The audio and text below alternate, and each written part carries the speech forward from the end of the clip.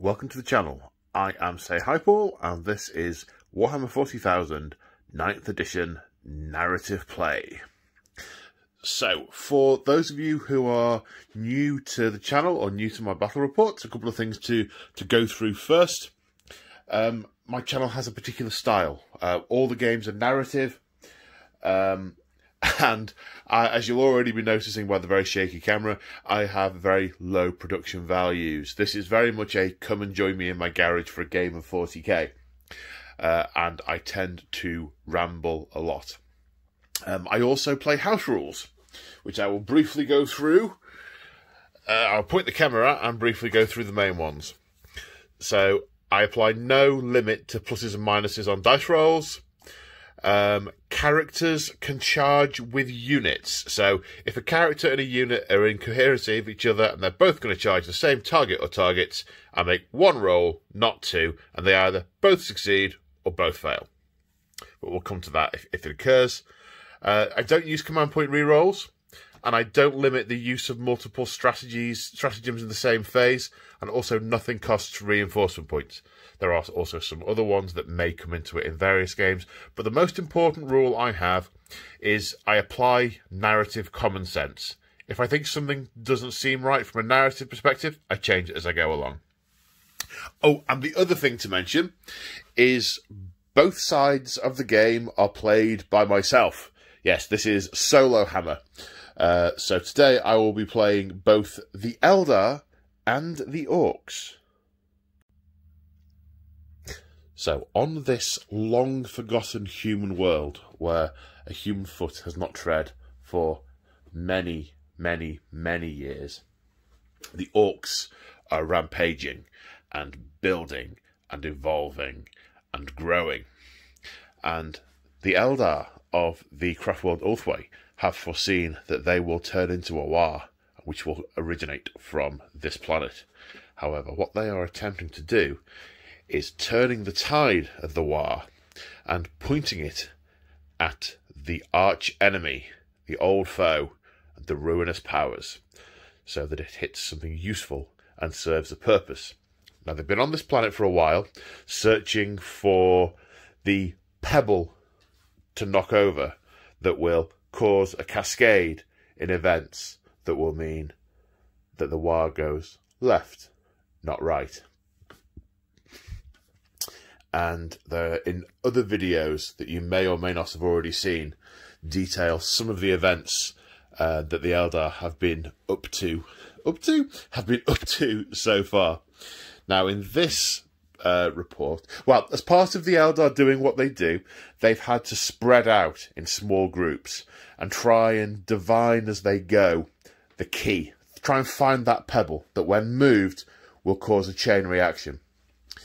Now, this particular group of Eldar have just received word that they have to return to the webway portal and to leave the planet, because they do not know if it has been successful or not. Communication over long distance is difficult on this world, but they know they are to return.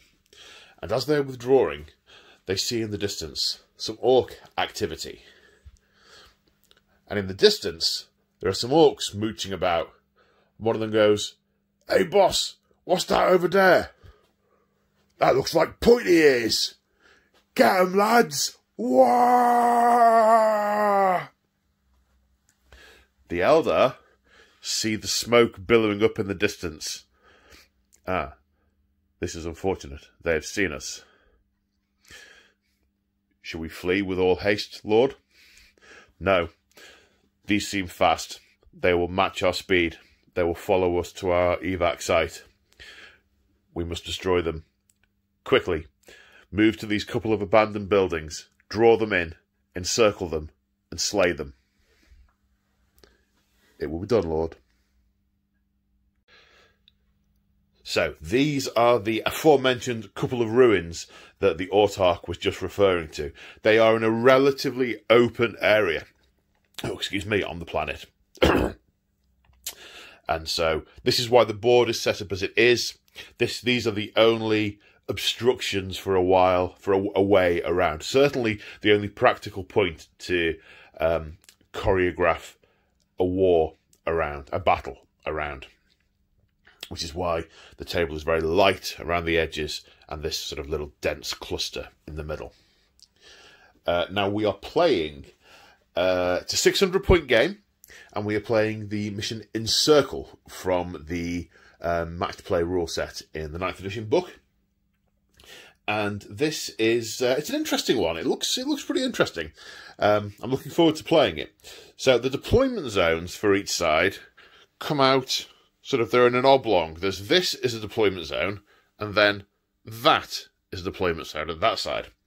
And if you see, looking from above, these objectives are all based around the centre, sort of around a twisting fulcrum in the centre point. Now, there is as usual with match play games, the objectives are worth 5 points if you capture one in your command phase, 10 points if you're holding more than one, and an additional 5 points if you're holding more than your opponent at that moment.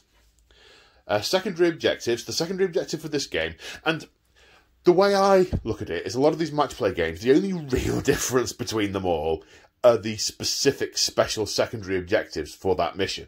So when I'm playing the mission, I like to play the secondary objective, usually for both sides. And in this case, yes, both the Orks and the Eldari are going to have the Encircle mission.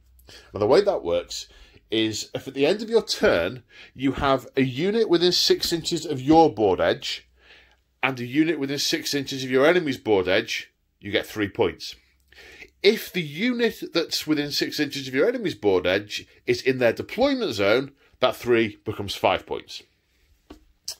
So this is a fast Eldari army, and this is a fast Orc army. Lots of high movement troops. There's going to be a lot of manoeuvring, which is why we've got lots of line of sight blocking around the central point, and corridors to move through and fire down, and all that good stuff. So the Eldar, yes, they're trying to encircle, so they have that secondary.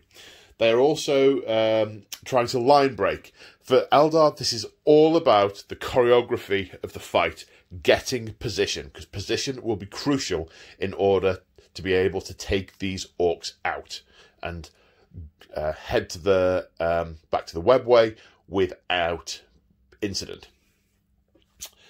So line breaker. For every 2 units they have in the Orc deployment, if they have 2 or more units in the Orc deployment zone at the end of the turn, 4 points. And engage on all fronts. The table is split into notional quarters. If you have units in 3 of them, it's 2 points. 4 of them, 3 points. Now the Orcs are also trying to encircle, because these Orcs are Evil Sunz. They are speed freaks. And they are trying to run rings around their opponent while shooting him up and giving him a good clobbering. Yeah! So they are taking While We Stand, We Fight, because there are some moderately big Orc vehicles and a war boss in this army. And this kind of goes both ways. For the Eldar to succeed, they've got to take out the big threats, which is what I'm representing with that rule. Now, While We Stand, We Fight is you take the 3 highest point models in the Orc army, and each one of those that's left at the end of the game, the Orcs get 5 points. So it's really, from a narrative point of view, it's more about the Eldar taking them out, but the way that's going to reflect in the points is the Orcs gain the points if they keep them by the end of the game. And the Orcs are going to have Assassinate. The putty ears have got 2 characters. What I wants to do, right, is find them putty ears with the biggest hats, lop their head off, and stick their hat on a spike. Yeah. So the Orcs are going to get 3 points for every character they assassinate. Yeah, 600 points. Because we're over the 500 point threshold, it'll be 6 command points each. Now let's go and have a look at the armies. Okay, here we have circa 600 points of Evil Sunz Orcs. Now this is I want to say, is it Vanguard, Spearhead? Outrider, it'll be Outrider. This is an Outrider detachment, so that's costing me 3 of my 6 precious command points, as we have 3 fast attack, them being the bikes, the custom booster blaster, and the Boomdaka Snazwagon. It is my first time using any of these models. I only finished painting them this week, so please bear with me. So what have we got? We have, starting on the left, we have 6 bikes. These move a lot and shoot a lot. A couple of wounds. Yep, there's a knob there with a big chopper leading the mob. Then here we have a custom booster blaster. It's got a big Rivet Cannon, which is kind of like an auto cannon, I think. And it's got a pair of massive spikes on the front, which does mortal wounds when it rams into things, which is pretty cool. That's the truck. Here we have the Boomdaka Snazwagon, which is it's another light vehicle, a big gun on top. I can't remember what it does. We'll come to that when I use it. And as you can see, the Orks inside have got Molotov cocktails, which they liberally throw about as they drive around, which is pretty cool. Then we have a unit of 10 shooter boys with a big shooter, and Denob has a kill saw, and they go in the truck with the big boss. So the big boss, so obviously using the war boss profile because a big boss isn't a thing. Look, he's being shaded by his own kill saw. Look at that. Let me tilt him back a little bit so you can see him properly. There you go, that's better. He has a combi rocket, a combi shooter rocket, combi weapon with a rocket, and a kill saw. There is some debate amongst, well, I had a debate with Winters about whether these weapons were kill saws or big choppers. But as far as I'm concerned, if it's a big lump of metal, it's a big chopper. And if it's got spinning saws, it's a kill saw. So he's got a kill saw. Right, his warlord trait is yes, Evil Sunz, their trait, their clan culture is red ones go faster. So every unit gets +1 move and adds +1 to charge and advance rolls. However, any unit that is a speed freak, which is the 2 buggies, let's call them buggies, and the bikes, they get +2 move rather than +1. They also do not suffer a penalty for advancing and firing assault weapons. So these guys are quick. And the scenario is possibly starting to make sense. Well, I assume it makes sense anyway, but it's probably starting to all come together in a nice congealed thing of sense. So yes, his warlord trait is Speed Freaks. It's a 6-inch bubble effect, and any Evil Sunz unit within 6 inches of him can charge even if they fell back, which I think is pretty cool. Now, I'm going to have to change hands for this next bit, because this bit is also really cool, and I have to read from the book.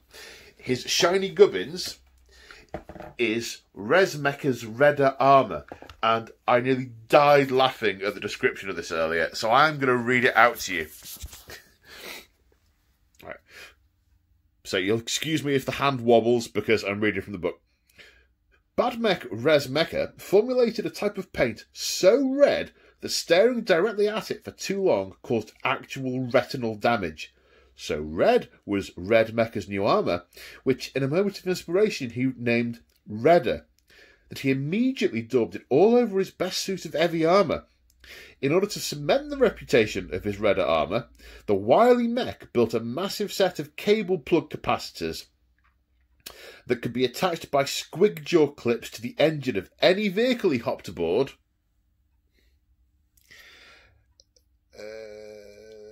Not only ensured Rezmeka's armour really did make his ride go faster, but also that the amusing side effect of which was electrocuting nearby enemies with an extremely satisfying zup, which I thought was just cool, you know. But you may be staring at the screen thinking, what on earth is he taking? So it's the Evil Sunz's own special shiny gubbins. It adds 1 to the move characteristic of a transport while the bearer is embarked on it, And in addition, if the bearer is embarked, then at the start of your movement phase, roll a d6 for each enemy unit within 1 inch of the transport the bearer is embarked in, and on a 4+, the unit suffers d3 mortal wounds. Oh! It's at this point I really wish I had a battle wagon with a death roller that I could just roll into things. You see, I'm thinking ahead now. That I could just roll into things and then zap. Yeah, so that is the Orc army. Really looking forward to this. Right, let's go and have a look at the pointy ears. So this is circa 600 points of Asuryani Eldar from the Craftworld Ulthwe. And I have to say, it doesn't feel like a lot, especially having seen the Orks. So, what are we looking at? So, the Craftworld trait of the Asuryani is I can't remember what it's called, and that's probably because I don't like it very much. Every model in the army gets a 6-inch shrug. The idea is that because it's quite a magical craft world, they all have some kind of warding and protection. I don't like that, because for me, the Eldar Psychers are the Psychers. They're the ones who are more powerful. Everyone else is still a normal dude. But that's what it is. It's a 6-inch shrug. Grumble, grumble, grumble. Now, the Craftworld Ulthwe has a lot of Guardians and a lot of Psychers. This is because of its proximity to the Eye of Terror, as was. Where many more Eldari would follow the path of the Seer, and fewer would follow the path of the Warrior. This is why Ulthwe armies have a lot of Guardians in them and very few Aspect Warriors. However, in a rare instance, this army is led by an Autarch rather than a Farseer. Because the Craftworld will have Autarchs, just not nearly so many as a Craftworld like Baal Tan that has a lot of Aspect Warriors.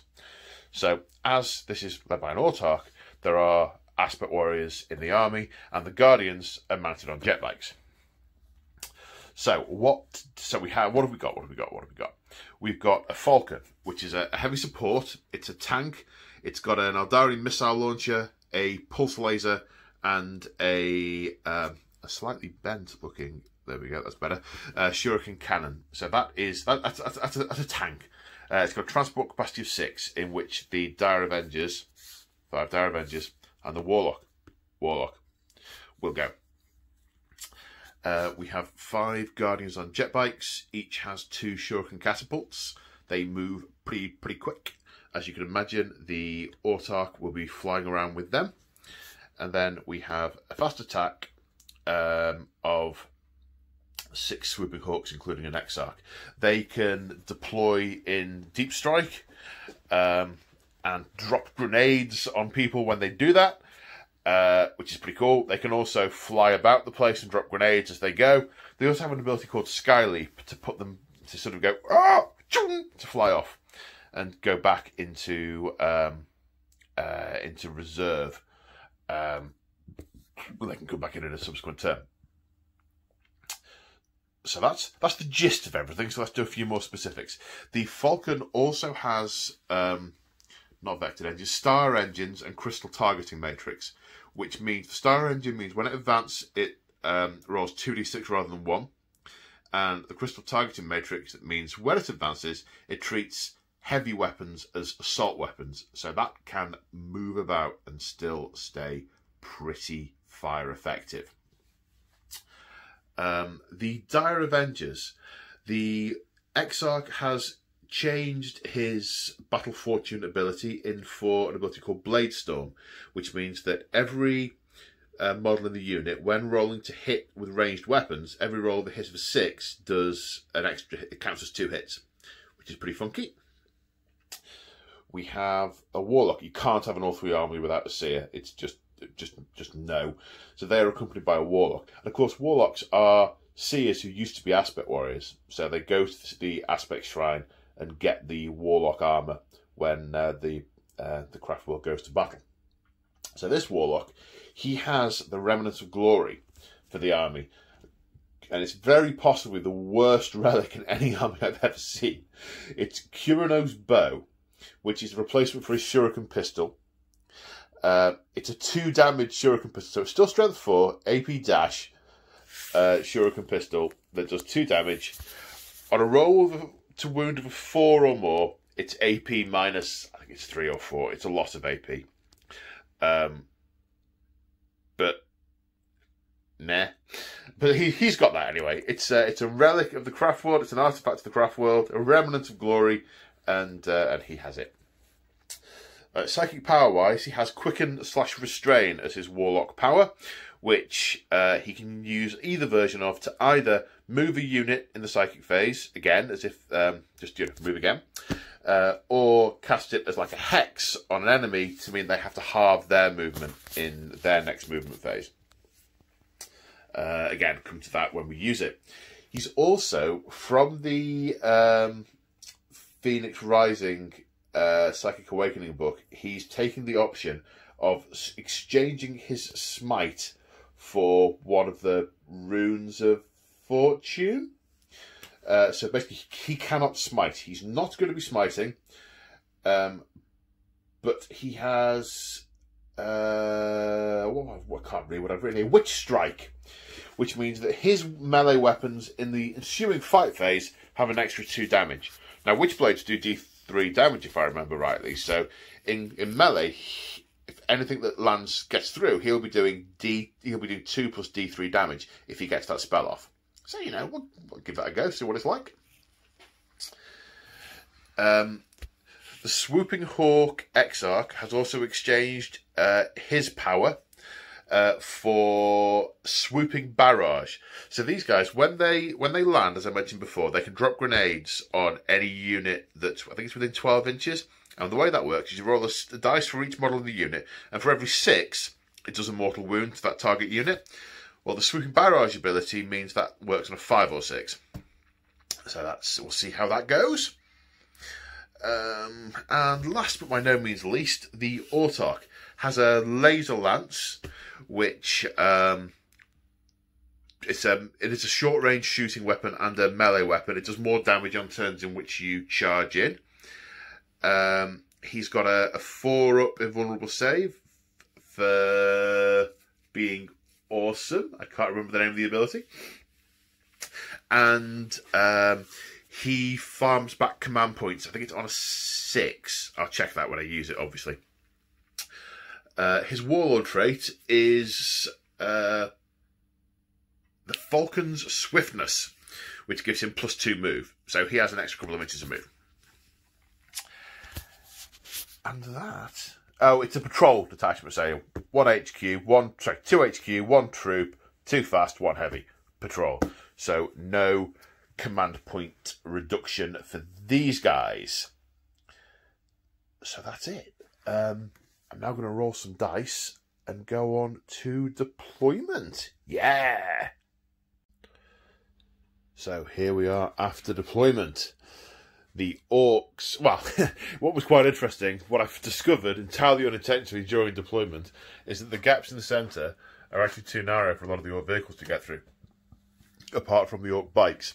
So, on that basis, the bikes have got to sort of wend through the middle, and the other vehicles are going to go around, encircling the centre. The Eldar have a similar plan to move up, cover objectives, and get round them. But I've just been stood here thinking about the first turn and whether I would want to go first or not as either side. And whether or not as the Eldar it's worth playing Phantasm to move some units around. And I'm not sure exactly how this scenario is meant to work, right? Because... Oh, I know how it's meant to work. I was just going to say, because within 6 inches of the board edge is really quite narrow. And I thought, how are you going to get to being within 6 inches of the board edge and hold objectives and be in your opponent's half? There you go. That's maybe 4. If you've got 4 units in your army at 500 points, because this is a combat patrol mission. If you've got 4 100 points in your army, you're probably going to have 4, maybe 5 units. So that means you at least need to have 1 here, maybe 1 or 2 there, and then 1 up there just to basically play the mission. I think this needs to be played at bigger points games in order for Encircle to actually make any sense. But the penny drop moment I've just had is that, of course, with it being a combat patrol, it's designed to be played on a teeny table, which is how far... Right, what I'm going to do is I'm going to look at how big the table's supposed to be for the tiny game, and then maybe adjust how far out from the edge you have to be. I'm going to go and have a look at that now. Right, so if you're playing this on a micro board, it's meant to be 30 inches across, which would mean that doing the maths, it's an extra 18 inches on a proper sized board, 9 each side, which means 6 and 9, 15, which is actually the shape of the deployment zone. So I'm going to tweak the rules to say that the encircle rule applies. You've got to be in your deployment zone and within 15 inches of your opponent's board edge, but the extra is in for the deployment zone. So if I'm over there with the Eldar, that's within 15, but not in the zone, then that's only the 3 points, but I've got to be over there to get the extra 5. Right, that's what we're doing. Now, I've got to work out what on earth is going to happen next. Right, I'll do the first turn roll, right? You've got to guess which dice is who. And then when I know who's going first, I'll decide on stratagems and other such things. Okay. Right, the Eldar win 4-3. So, I don't think there's any reason to play Phantasm, so we're going to go straight into Eldari turn 1. Okay, so that took a long time, and there was a lot of head scratching. Right, over here, this was the easy bit. The Dire Avengers and the Warlock have disembarked from the Falcon and are in this cover to give them a little bit of protection. It's going to be -1 to shoot at them from there. So, and they'll be in my deployment zone for encircling. Now, I don't think I'm going to get encircling next turn. The sneaky, pointy-eared plan is to, as the Orcs surge forward, drop the Swooping Hawks in the back in their deployment zone, and then each turn these 2 units will then just start giving me 5 points, 5 points, 5 points, 5 points. Don't know how well that's going to work. The Falcons move forward. Ideally, with the Falcon, what I want to do is start to get round and lay fire in sideways from a distance away. But I've got to control objectives. So, I guess this is around controlling this central point. If we let the Orcs swarm through it, then we'll get overrun and chased down. So we need to be controlling movement, and that's why these objectives are important. So he's going to lay fire into that truck, try and slow that down. Now this was the tricky bit over here. So the bikes, they could have moved about another 6 inches, and they could also, and can also, and are going to fire and fade, as will the Autarch. I'm going to have to drop 2 points on it because it's 2 units. I ummed and ahed about whether to sort of peel them round to keep distance from the Orc buggies, and then to go around and get behind them in later turns. I ummed and ahed about whether to go as far forward as I possibly could, shoot them up, and then move into their deployment zone, because I could make it to the deployment zone in the 1 turn, but then I would be awfully close to both buggies and all the bikes, and they would just turn around and smash me. So, I'm going to play a bit of a longer game here. Let's not run headlong into a spiked tree, or spiked whatever that thing might be. So what we're going to do is we're going to fire with our twin shuriken catapults at that one, whatever that Orc contraption might be, and then fire and fade back onto this objective. So we're on 2 objectives at the start of our next turn, assuming the Orcs don't take us off them. And attempt to get these points in later turns. Now, here's where I'm suffering as an Ulthwe army in not having a Farseer. I don't think I've ever played a game with my Ulthwe where I haven't had a Farseer. See, originally, this guy was supposed to be a conversion of a Warlock to go with that bike before there was a plastic kit, but I used a Dire Avenger head, and it just never looked like a Warlock, and I'm not happy using it as one. So, for the first time ever, given this is a high-moving, a fast-moving-y type army, I thought, yeah, let's use it as an Autarch. I might not get that chance very often again, because, you know, it's Ulthwe. I am suffering from not having a Farseer. I'll tell you why, because these are strength 4, and that is toughness 6. So, with Eldar, Ulthwe especially, different units have to work in concert with each other. Unless you're just spamming all the really powerful units, in which case, yeah, why bother? It's a glass hammer. It's a concert. It's not a soloist on a guitar. It's an orchestra. And if one instrument is out, it doesn't work. And I'm without the instrument here of the Farseer dooming that buggy to enable me to wound it more easily.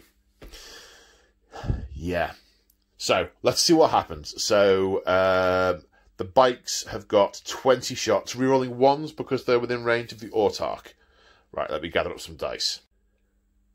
And of course, that was the other thing in the option of pushing forward to get more points for line breaker, because I'd be in his deployment zone, but I'd be getting a whole clutch of points, but I would be right next to pretty much his entire army, and I'd be dead.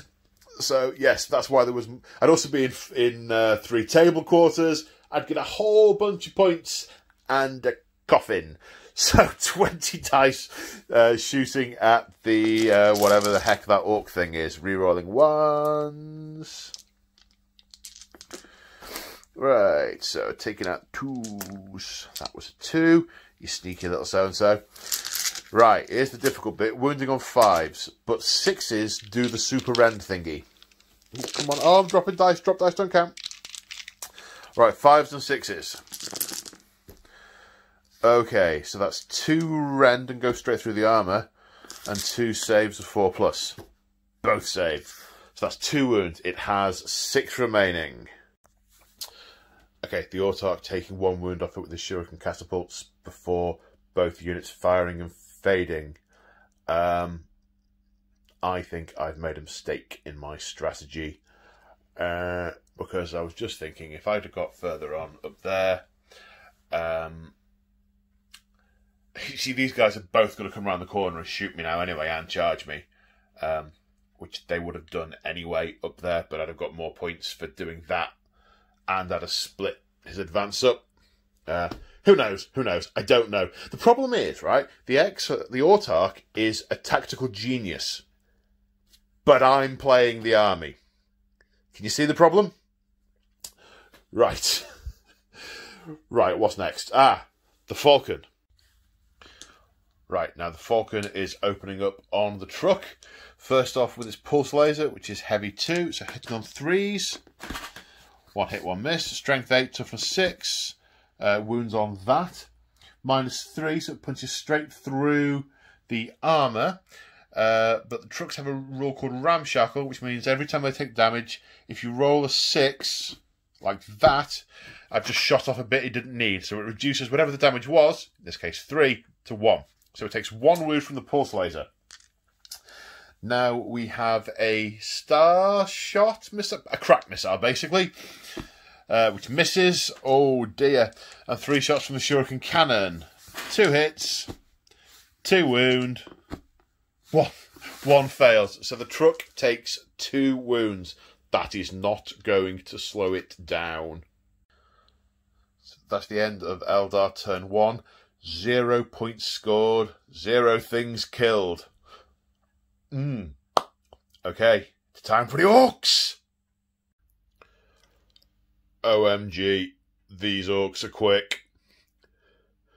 Okay, so both these units advanced, and they're right there, and the truck had to 2 inches for coming out of the cover. It would have been there. Ah! So at least there's no charging on this side of the table this turn. But there's going to be a lot of Dakar. I thought I was going to put it all into that, but actually I can put it into these pointy ears. Ooh, choices, choices, choices. Over here, it doesn't look any better. These Orks didn't advance. No, they just moved. They just moved. Yeah. I mean, the wisdom of going towards the orcs I'm starting to question it in my mind. Yeah, so they're going to shoot and maybe charge. Yikes. Okay. Right. Yeesh. Right, the bikes. The bikes charging headlong at this floating thing is going to fire their death guns at it. Yeah. Okay, I did of course mean Daka guns.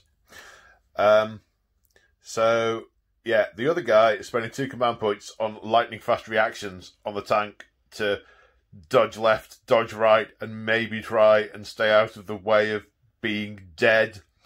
So the orc will now only hit on 6s. However, more dice than I can actually hold. 1, 2, 3, 4, 5. Ah, that was some good Daka. That's a terrible roll, actually. I mean, 1, 2, 3. I've only avoided 4. Goodness me. Alright, strength 5, toughness more than 5, wounding on 5s. Save for 3+. Save. Well, that was deadline, wasn't it? Yeah. Great. Yeah. Okay, so the war boss will fire his rocket at them, hitting on a 5. Whew, more Daka, Daka, Daka, Daka. No, but that does just remind me. How many did I just roll? I think it was 6. They should have Daka, Daka, Daka'd. And 3 of them did. Right, hang on. Pausing on that. Wounding on 5s. No, nothing happened there. Right, this is strength 8, toughness 7, so wounding on a 3. That wounds. It's -2, saves on a 5. No, flat 3 damage. Okay, so that's 3 damage. I haven't got a damage dice. 3 damage. Now what we're going to do? Well, I think we should all put some Daka into it. Yeah. Right, so the orcs inside the truck are going to fire at it. Yeah, hit on 5s. 1 hit, 1 wound. Sorry, this is a big shooter. Saving on a 3. Yeah, that's a save. And then a whole bunch of shooter boys, which I need to add up. I added it up. There are many shooters. Again, only hitting on 6s, but there are 4 of them, and therefore they Daka. 1 more hit. Wounding on 5s. Strength 4. No, nothing there. Okay, the big shooter from the truck. 1. No, it's a miss. That lightning fast reactions has made a big difference. Right, now what?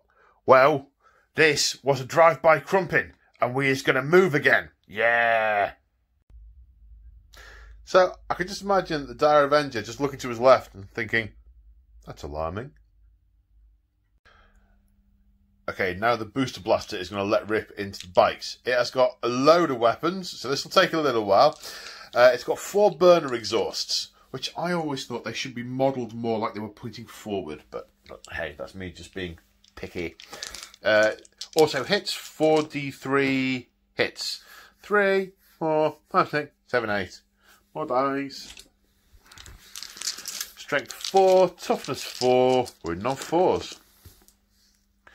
That's this many, saving on 4s. That's 2 dead bikes. So those 2 bikes are dead. Right, now we have the Rivet Cannon, which is 6 shots, hitting on 5s. That's 5 hits and 4 Daka Daka Dakas, which none of which hit, luckily for the Eldari. Strength 7, so wounding on 3s. That's 4 wounds. These are -2, so they're going to save on 6s, and they're 2 damage. Okay, so the bikes are wiped. Yep, you know what I was saying before about the wisdom of getting closer to the orcs? Yeah, it's because I'm not an autarch. Right, so that being the case, it's not a booster blaster, he says, turning the page over. The Snazwagon? What about the autarch? Yeah. Right, 1 minute. Okay, so there's a big shooter, which is being fired by Grot, so it'll hit on 4s. Strength 5, wounding on a 3, save on a 3. Saves. Grot Blaster. Misses. Right, now the big one. This is called the Mech Special. And I need 9 dice. 9 dice. Hitting on 5s. That was loud. Okay. Okay. Well, that could have gone worse. It could. It could have gone worse. Right. Charge. Says the custom booster blaster. In fact, oh, does it want to do ramming speed? No, that would just be gratuitous. Right. Charge. For 7.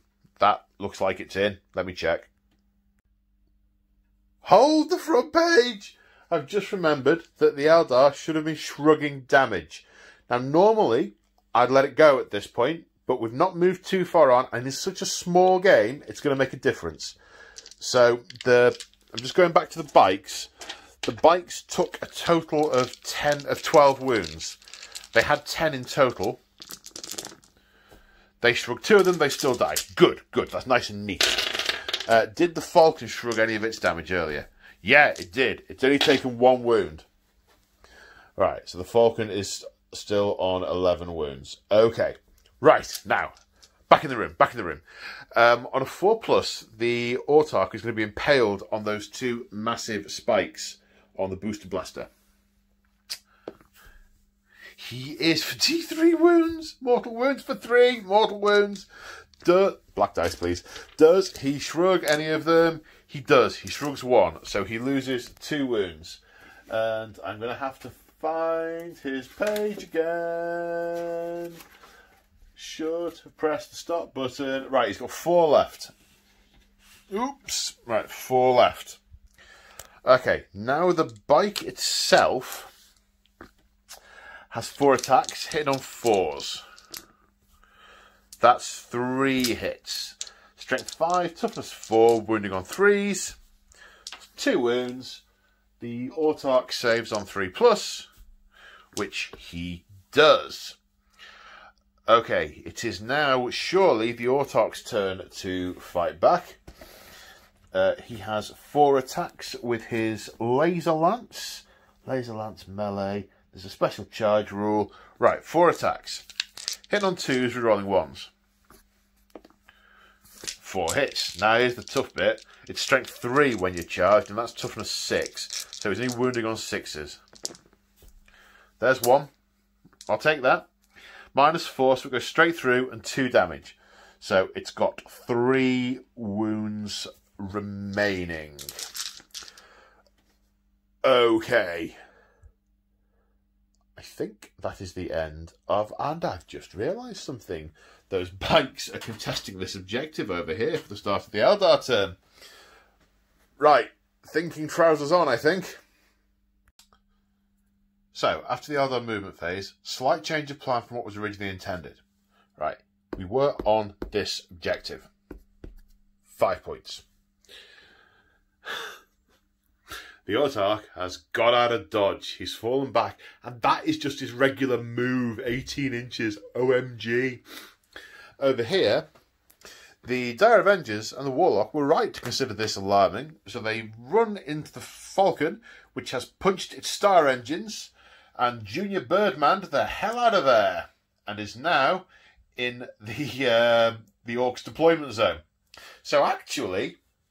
there are 2 units in the Orks deployment zone, so that will be line breaker at the end of the turn. If I have a unit within my deployment zone, the Swooping Hawks have landed. That will be 5 points for encircling the foe. I will also have units in 1, 2, 3 table quarters. There'll be 3 points for that. So the Eldar will get some points this turn. How long they live to spend them is another matter. Now, as the Swooping Hawks have come in, he said, not thinking ahead and getting dice in advance, they are dropping their grenades on this Ork contraption. I sort of envisaged they've sort of landed this way. And with the Exarch's ability to get +1 to the roll, that means that we have 6 dice at the end of the movement phase as they come in. Any 5s or 6s do mortal wounds to that vehicle. Drop dice, never count. Okay. And faith in the treasures of Vol. 1, 2, 3. 3 mortal wounds. Boom! I don't know if they explode, but it doesn't anyway. Right. So, that is, of course, 5 victory points the Orks won't be getting, because that's one of their key units for while we stand, we fight. Whew! Right. Now what? Well, now the Swooping Hawk, now Psychic Phase is still not happening because he's in there. In many ways, the 50 points would have been better spent on something else that could actually fight. Geez, these Orks are quick and they hit like a mallet.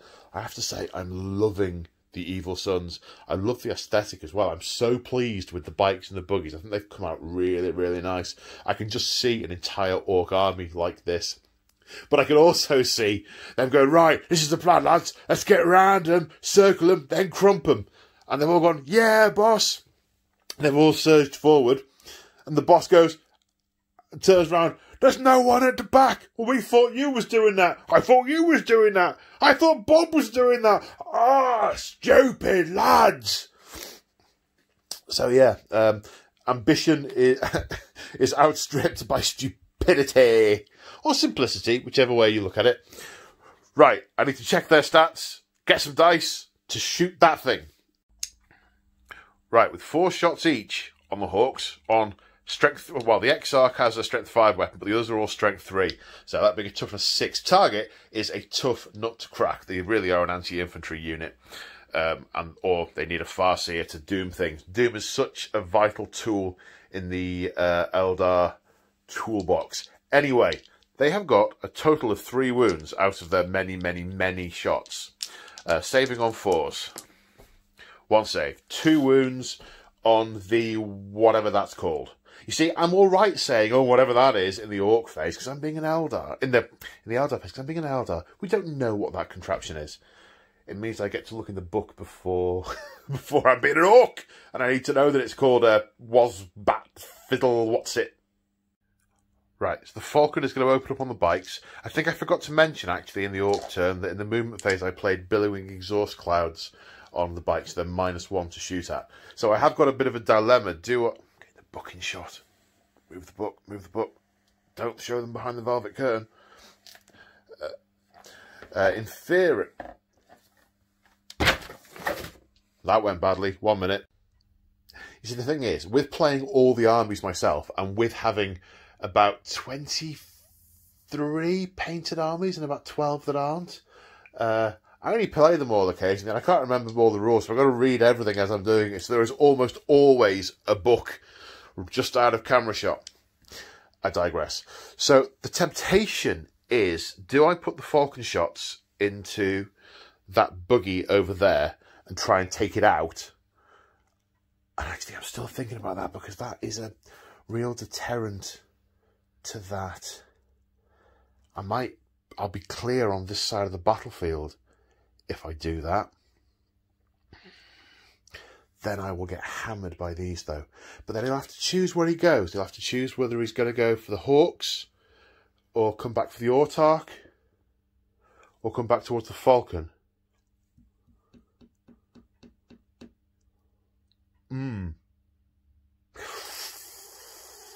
I don't know. What do you think Vol would do? Oh, you can't answer me. You're not watching this right now, and it's not a two-way conversation. Oh, dear. I don't think I'll kill many bikes. But is not many enough? If I kill a couple, 1 or 2 might run, because there's not very many there. They've been overshot by the rest of the lads, so I've actually managed to split them up quite nicely. Or they've managed to split themselves up quite nicely. Both of these units are on objectives. That one I can't take off an objective. That one I can. Yes, I'm going to shoot over there. Right. The pulse laser hitting on 3. I advanced so... Oh, let me just check the crystal targeting matrix. It used to make you shoot at the nearest unit, the nearest enemy unit. I have no idea if it still does that. Crystal targeting matrix. When shooting the closest unit. Yes, it does. Thank you, book. Right then, 2 shots with the pulse laser at the bikes. 1 hit, 1 miss. Strength 8, toughness 3, winning on 3s. Punches straight through. That kills 1. Right, crack missile. It isn't a crack missile, but it is. Would hit on 3s. 4, that makes it a miss. And then shuriken cannon. 2 hits. Wounding on 3s. Strength 6. 6 is rend. 1 save, 1 rend. 4 up save? Or is it a 5 up save? Let's see. I now have to check. Yeah, it's a 4 up save, so only 1 wound got through, and put 1 wound on that bike. The leadership of the knob is 7, so that unit can't fail morale. So we are at the end of Eldar turn 2. This is turn 2, yep. That's right, turn 2. And the Eldar have racked up some points. Not only did they get 5 points at the start of the turn for holding that objective over there, they're now encircling the foe because they're in their deployment zone. Because the deployment zones overlap in the middle. It's like a corridor where they overlap. So like that bit there and that bit here. So they're in both deployment zones. So that's 5 points. We're line breaking. So that's 2 more points for line breaking. So that's 7 points. We are in 3 quarters. So that's 2 more points for that. No, line break is 4 points. 5 and 4 is 9, plus 2 is 11. 11 extra points. That's a total of 16 points for the Eldar in this turn. That's pretty good. That's pretty good. Let's see what the Orks do in return.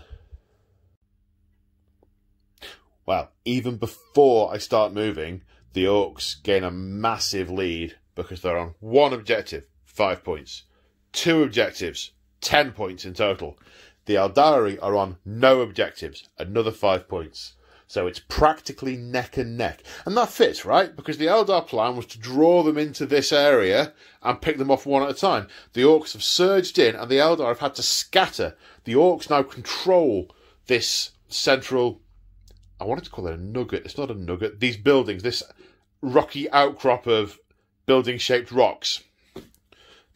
This thing. Right. And I need to think a bit. Well, I say think, I need to orc think, which shouldn't take too long. I just need to work out what I can see from where I am and where they went.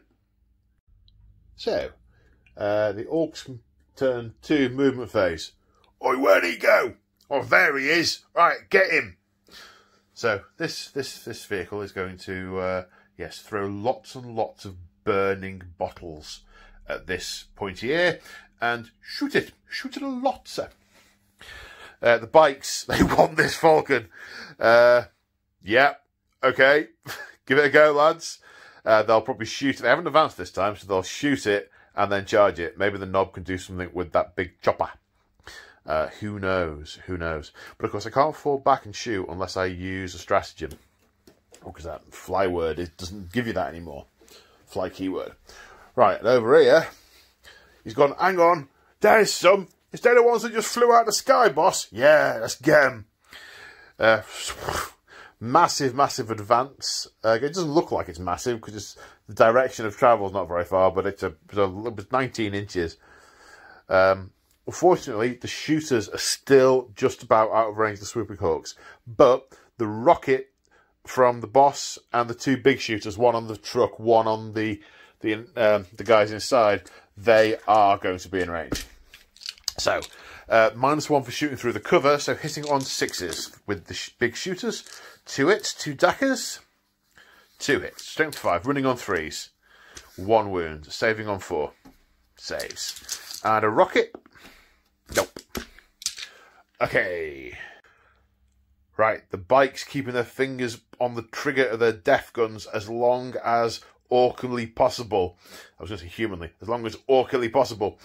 So we're going for more Dacker stratagem. So these will not only hit on 5s and 6s, they will also explode on 5s and 6s.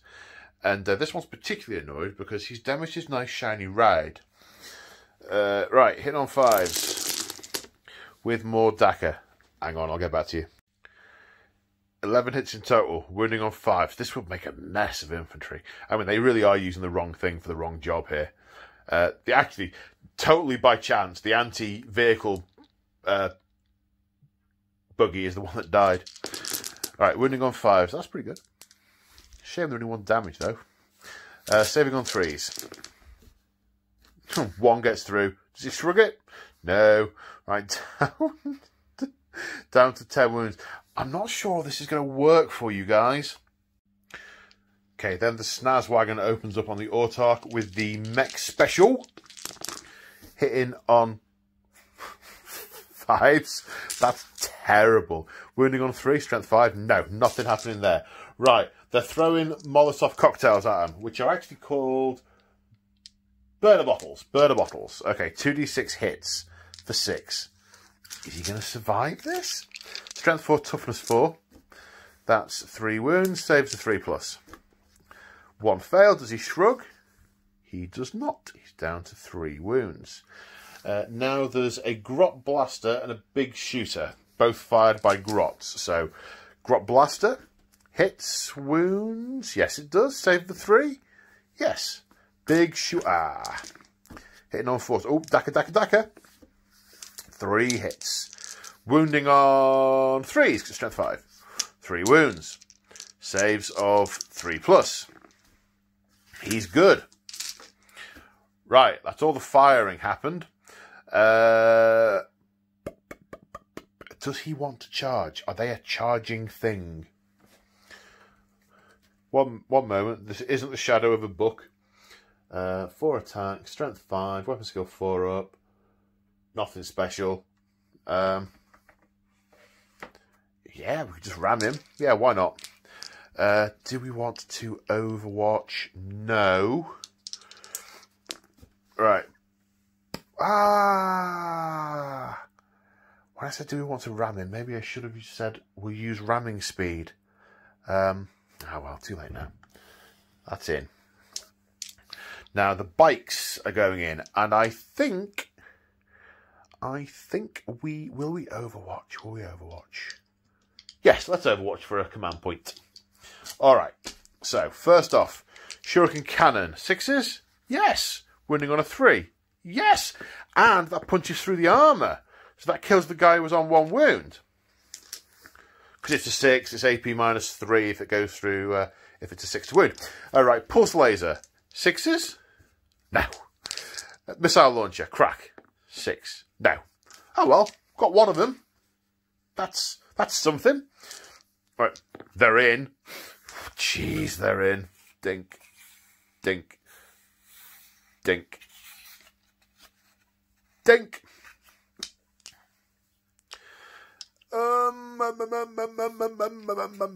Right, time to consult the book. Right, the Warbike is fighting first. The Noble has 3 attacks with his big chopper, which is +2 strength, so he's strength 7. Hitting on 3s. 3 hits. Strength 7, toughness 7, wounding on 4s. 2 wounds. -1, saving on 4+. 1 pass, 1 fail. It's 2 damage, which it'll shrug on 6s. No, so that's 2 wounds off. It's down to 8. Now we have the regular bikers who have choppers. Hitting on 3s. He's clobbering it. Wounding on 5s. 2. Yeah, found a soft spot. 1 pass, 1 fail. Does it shrug it? It does not. It's down to 7 wounds. Yes. Well, that was moderately effective. The buggy, I remember from before, has 4 attacks, hitting on 4s, strength more than 4. 4 attacks, misses. Right, okay. What can the Eldar do in return? Where's the book gone? Right, the Autark turns around and swings backward with his laser lance.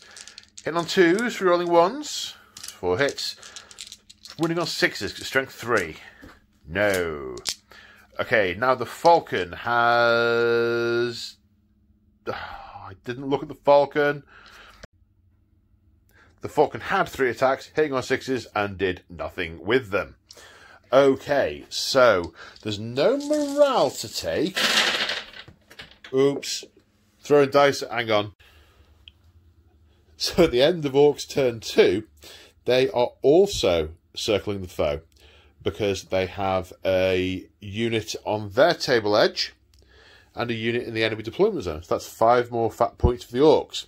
They haven't killed any characters yet, and they're still on track to get 10 points at the end of the game for their two of their highest points costing units being left. So let's see what the Eldar do in turn 3. So here we are at the end of the Eldar movement phase. No points scored for primaries by the Eldar this turn. The Orcs did a splendid job of keeping them off the primary objectives.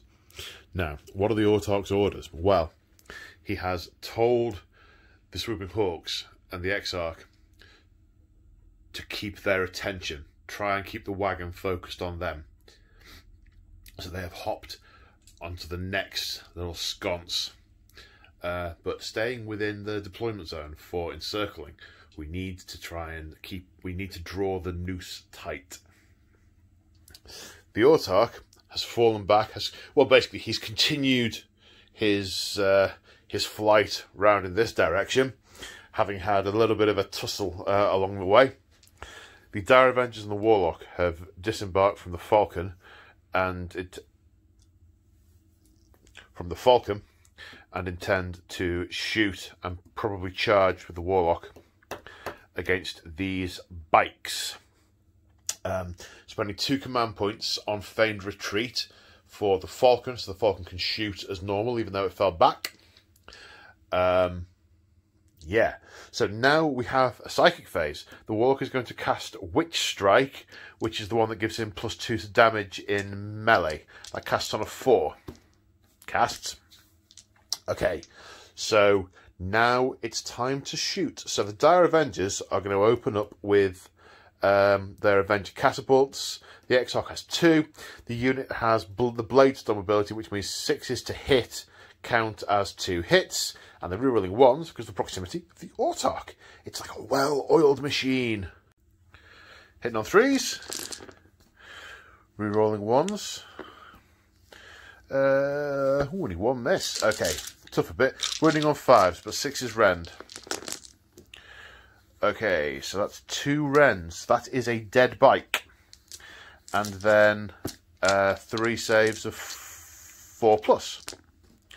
2 failed. That is a second dead bike. 1 bike. 2 bikes. The Warlock is going to open up with the special pistol, hitting on a 3, which misses. It's only 2 left now. Oh, the agony of choice, eh? What do we need the Falcon to kill? I don't think the Warlock can take 2 of them. But then again, he's got 2 attacks. He's hitting on 2s, wounding on 2s. They're saving on 4s. He can't take 2 of them. So the question is, do we split fire? I mean, it always works, right? Yeah, sure, it always works. Let's put the turret weapons into this thing, and the Shuriken cannon into the Orcs. So basically, it sprayed them with a cannon as it flew off. Of course, I could have stayed put and fired at them, couldn't I? I keep forgetting that with this edition. Okay, right, so the Shuriken cannon into the bikes. Hitting on 3s. 2 hits. Wounding on 3s. 2 wounds. Saving on 4s. 1 pass, 1 fail. That will make no practical difference to the outcome, because he's going to do a minimum of 3 damage with each hit. So, yeah, okay. Might need to rethink that. Or might need to jump on him with all of them, which would probably just lead to dead elves. Right, okay. The pulse laser is firing at the what I think is called a snaz wagon, but it throws up all kinds of dirt and cack around it, so it's -1 to hit. So it's hitting on 4s with the pulse laser. 1 pass, 1 fail. Strength 8, so winning on a 3. Doesn't wound. Now the not a crack missile misses. Oh, it's still going to be there next turn, which means it's coming over and it's going to shoot and it's going to score points for being on the objective. If it is on the objective, unless it's moved too far. Did it move too far when it charged quite keenly? Oh, I think it did, you know.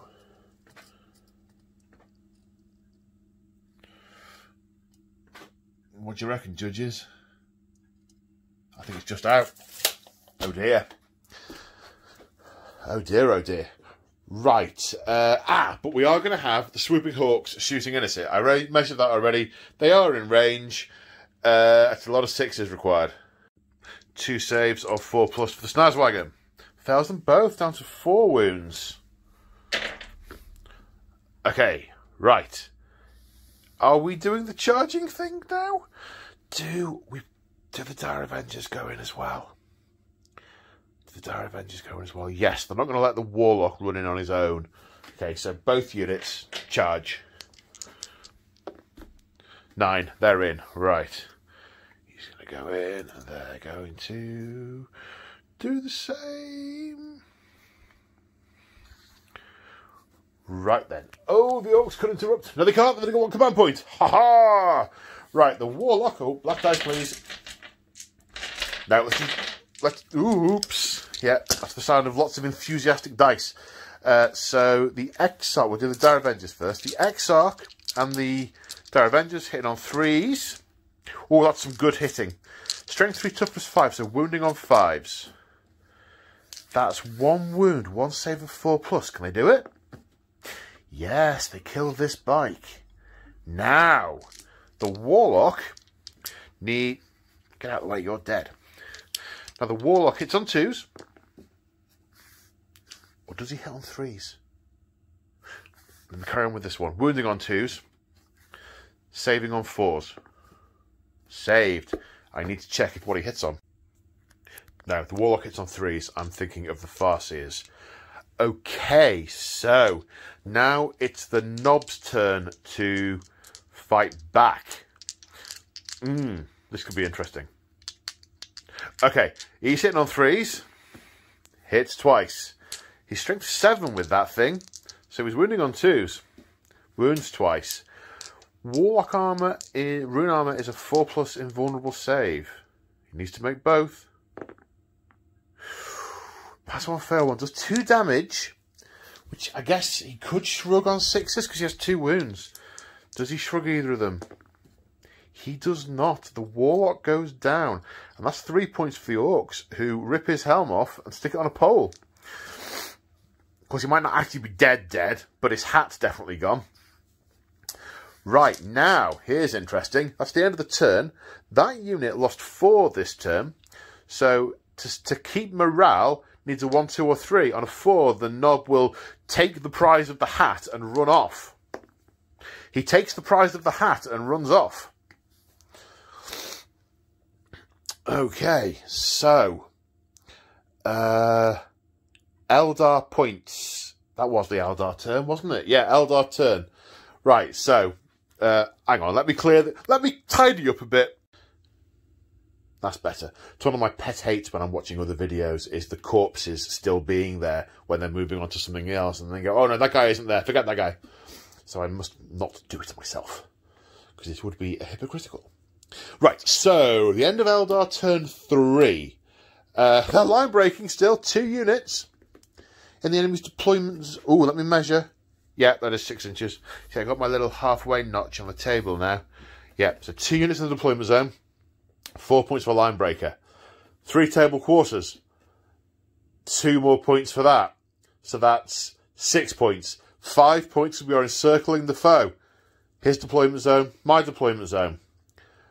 So 6 and 5 is 11 more points for the Eldar. What are the Orks going to do in their turn? So here we are after the Orks movement phase on turn 3. And geez, red ones really do go faster. It was back here, right? And I looked at it and thought, there is no way I'm chasing down those swooping hawks. They're going to just sit there and irritate me all game. And I thought, I'm going to have to go this way and go for those things and those things. And I thought, well, hang on. Just measure to see if you can get in range with your guns. I'm like, okay, I'll measure. 15 inches that moves as a base. It's 12 plus 2 for being a bad...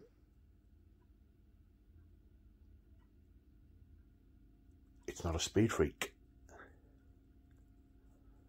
it's not a speed freak, which means it only gets +1, not +2.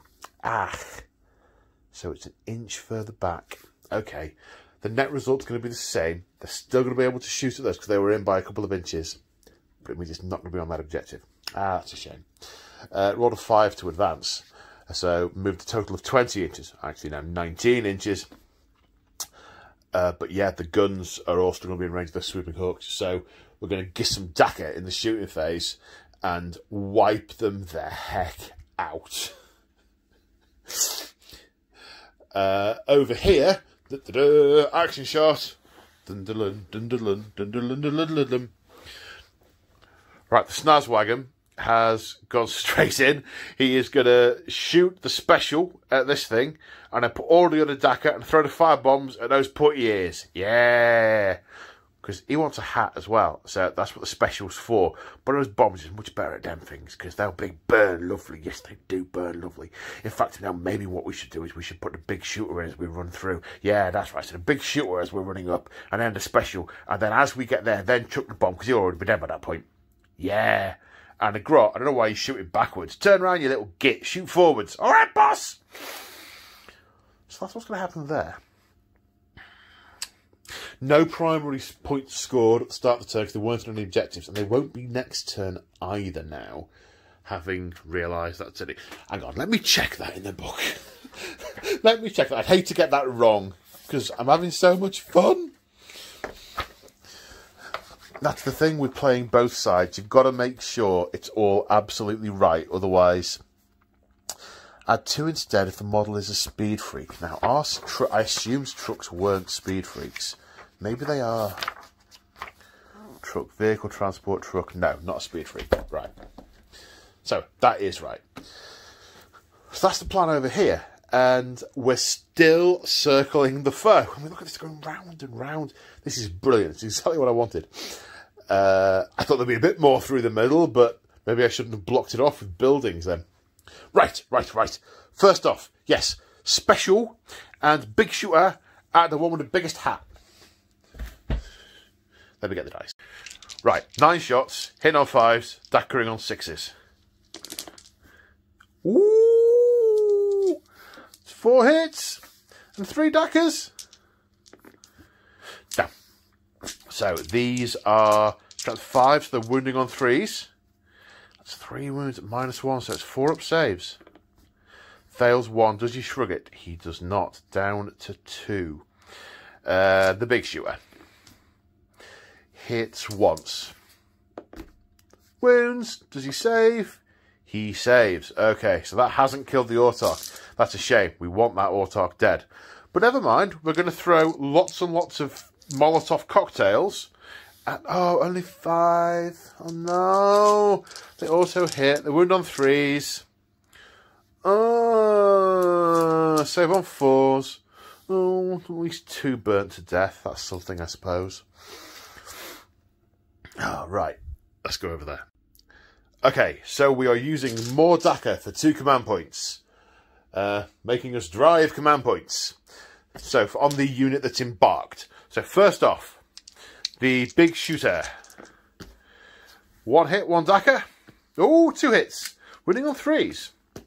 Oh, it's -1 to hit. What did I roll? They were 6s. It must be fine. No, more Daka supersedes that. Perfect. That's why I did it, of course.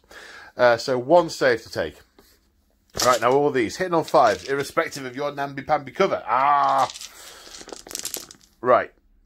So that's a whole bunch of misses. It's 5 hits, 4 hits, and 4 Dakas. 1 of which converts. And these are wounding on 3s. Okay, so that is 5 saves of 4+ with their aspect armour. That's 4. So 2 of them... What's that? 2 of them die. Okay, so 2 die. Let's get rid of those 2. Now we have the big shooter on the truck. This is going to hit on 6 though. 6s though. Okay. Well, that hasn't wiped him out.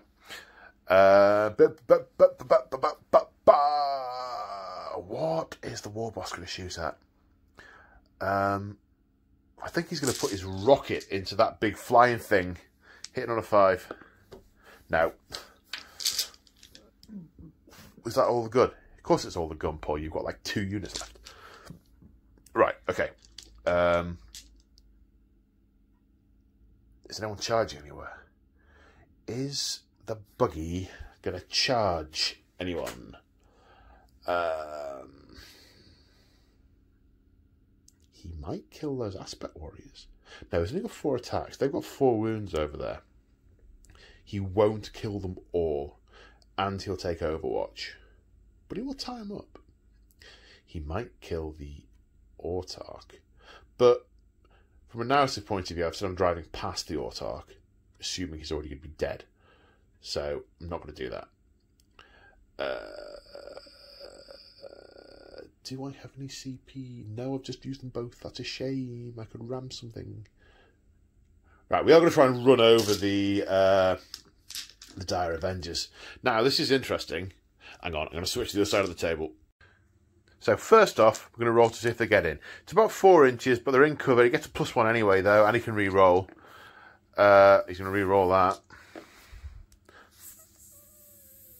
5 -2 +1. Where have I put the tape? Spell charge. He's 5 and a whiskers inches away. He's rolled a 5. -2 for the cover. Takes down to a 3. +1 for being red. Back up to a 4. He needed to be a gnat's whisker closer, so he has failed it. So, but the interesting thing is, these guys spent a command point on Overwatch. Now, Dire Avengers Overwatch on 5s. Oh, yes, they do. I keep doing this. I keep turning the camera on without getting the dice. I can't think far enough ahead. That's my problem. That's why I'm a rubbish general. That's why solo Warhammer is kind of good, because you can't plan ahead because you're playing both sides. You have to just play each turn. Kind of works with my mental state. Okay, hit on 5s. But 6s are 2 hits because of Bladestorm. So that's 5. Strength 4, toughness 6, wounding on 5s. 6 is rend. Okay, so that's 1 more wound. 1 wound taken off him on the failed charge. So that is the end of the Orcs turn 3.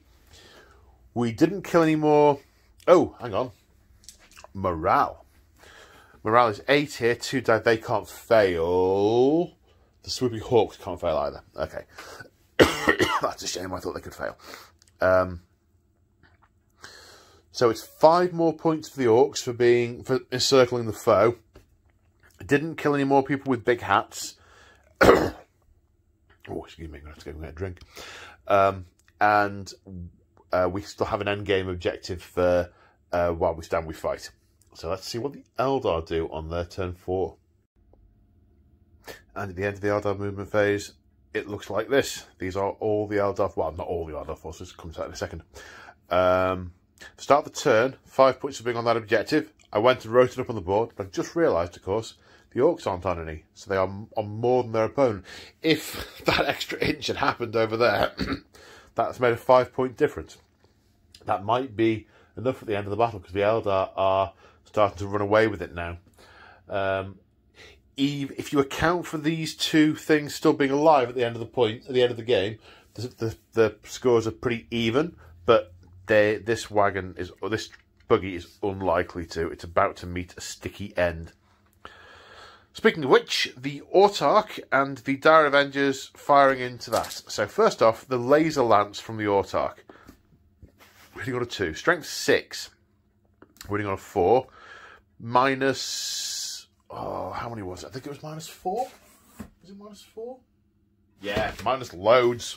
2 damage. So it's down to 1 damage. Now, the shuriken catapults from the Autarch's bike. Reroll the 1.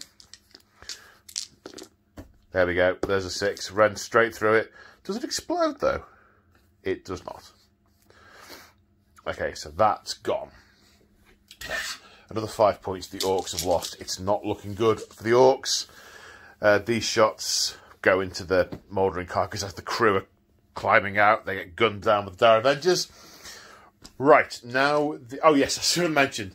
The Swooping Hawks skyleapt. They weren't confident that they could get any further.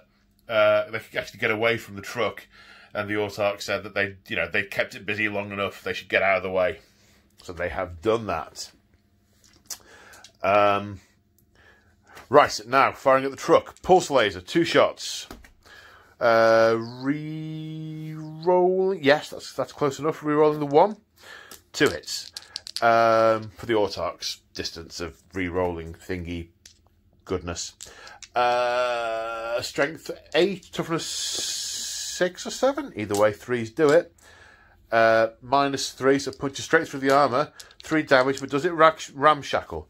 It does not. So that's 6 damage it takes from that. It's on 2 left. Now we have an Eldar not a crack missile, which misses, but reroll the 1. Hits, wounding on a 3. Wounds, -2, save for 6. No, d6 damage for 2. Does it ramshackle? It does not. That's the truck. Does it explode? It does, but no one's near it. There are 11 Orkses inside the truck. There goes the mobility of the Orks. Well, there goes half the army, to be quite honest. They die on 1s. 2 casualties. 2 of the lads die in the explosion, or, lose a leg that the doc can stitch back on later or something. Right, I'll go and get those out. So with hindsight, the Swooping Hawks didn't need to disengage. They could be laying fire into them now, and then that would have been a perfect strategy. Or stratagem. It would have been perfect. But, hindsight's 2020. So that's the end of Eldar turn 4. No more points scored, I don't think. We're not encircling, because the Hawks aren't there anymore. So we're not on both edges. We are line breaking. I lied. 4 more points for the Eldar. And now we go to Orks turn 4 and see what they can do. Okay, so I was feeling a little bit sad, thinking it's all over for the Orks. I don't think it is, because with the war boss there, they can advance and charge. They get +1 to advance and +1 to move. In fact, I haven't moved them far enough. They're an inch short of where they need to be.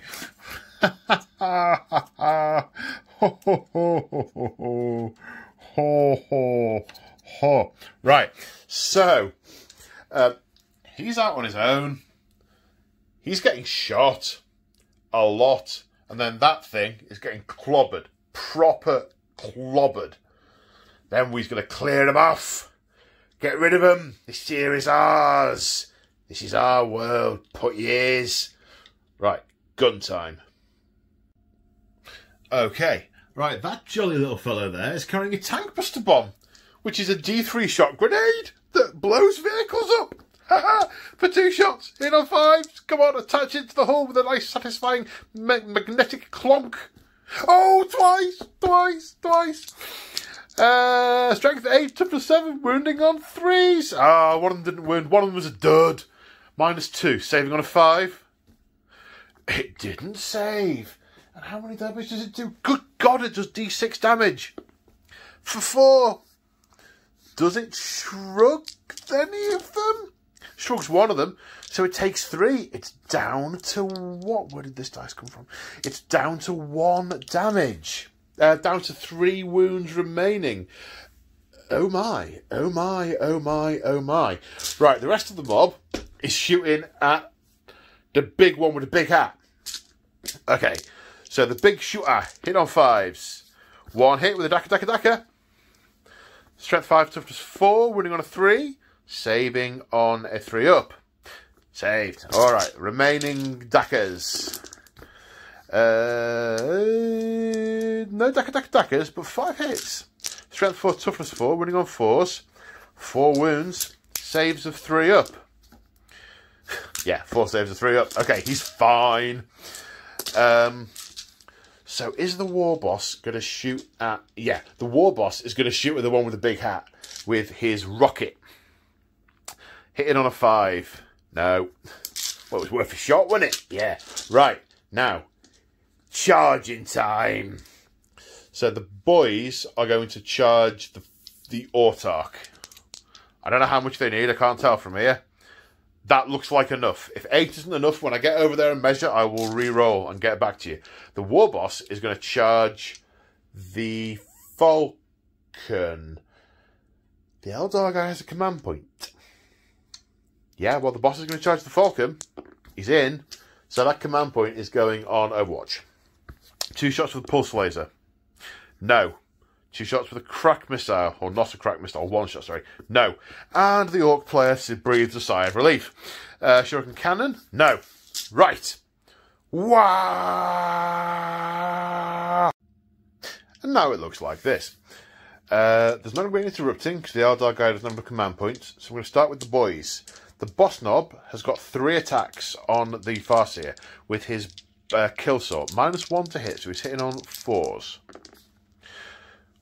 That's some good hitting. Strength is 10. Wounding on 2s. 3 wounds. 2 damage each. Saving on his invulnerable save of 4+. To get through. So that's 4 damage that he needs to shrug on 6s. Which he does not. The Autarch is taken out. His bike takes a critical hit and it spirals off into the distance. They'll consolidate, but they'll have to go towards them. Oh, never mind. Okay, the War Boss. I wasn't expecting to use him so quick. Come on.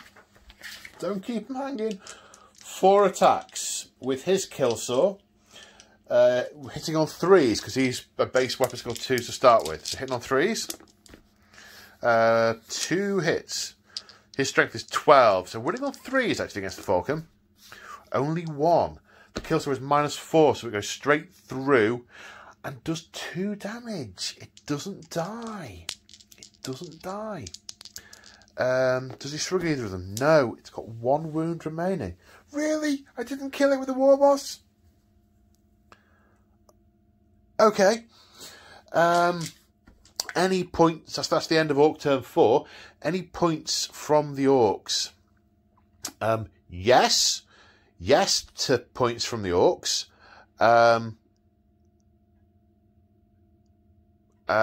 3 for killing the Autarch. 3 for killing the Autarch. For assassinate. Right, let's chalk them up. But the War Boss has actually piled in to get. He wasn't in base to base, so he's piled in and got closer to the objective because, yeah, as far as I'm concerned, a 1 wound tank on the objective whilst the War Boss is hacking it to bits is not holding the objective. So yes, he wasn't in base to base contact, so he could consolidate and he has closed that gap. So at the start of Eldar turn 4, no point scored because he's not holding that objective. It is contested. Now, the dilemma. Now, in theory, the Eldar guy can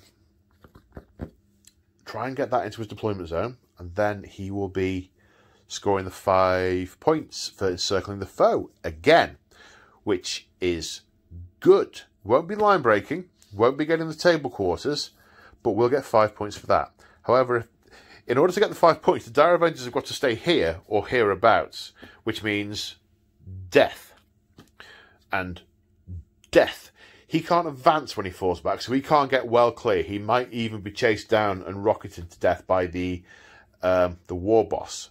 I don't know. The other alternative is to run the Dire Avengers as far away as humanly possible, in which case they might not get killed. Who am I kidding, right? They've got an extra inch to move and an extra inch to charge, and they get to reroll charges. They're going to get them wherever they are. The trick now is to not get tabled. Yeah, and he can't move very far at all anymore, of course, because he's fecked. Right, so that isn't going to happen.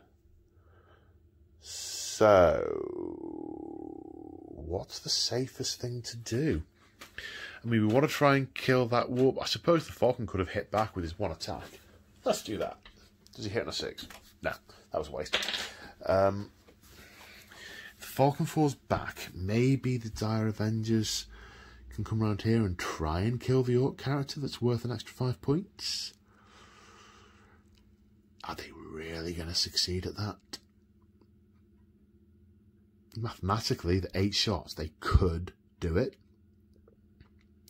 I think that's the only play. They can't kill the Orks. I suppose they can make the Orks run. No, there's a war boss next to him. The war boss will crack heads. The Falcon could stay there and shoot. He'd only be hitting on 6s, but they might kill the war boss. Okay, that is the thing. That's the play then. So the Falcon turns round. Turns round. Guns. Point blank. That could have been done more delicately. Guns point blank. Try and kill the war boss. Dire Avengers. Move out into the open. And try and gun down as many of these Orks as possible. Right, let's just jump straight into it. Fistful of dice, please.